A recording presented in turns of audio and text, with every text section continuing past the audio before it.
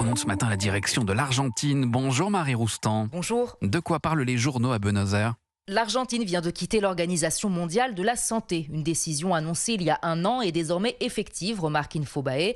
En cause, les critiques de Buenos Aires à l'OMS sur sa gestion de l'épidémie de coronavirus, mais aussi le signe d'un alignement absolu sur les États-Unis de Donald Trump qui ont pris le même chemin, analyse Clarín. Chequeado revient sur les conséquences de ce retrait, un accès limité à des médicaments, des vaccins, une perte de soutien technique et financier, un isolement de la communauté scientifique internationale. L'isolement ne rend pas plus fort, il affaiblit la capacité de l'État à prendre soin de sa population, à critiquer l'opposition, rapporte La Nación.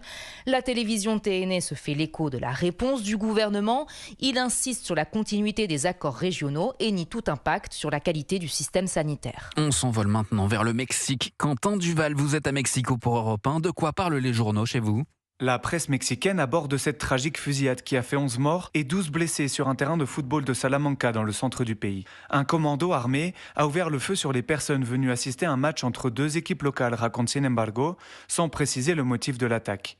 La veille, 5 personnes avaient été assassinées et la police avait découvert des sacs poubelles contenant des restes humains, révèle Proceso, alors que cette ville de 250 000 habitants est minée comme tout l'État du Guanajuato par une explosion de la violence ces dernières années.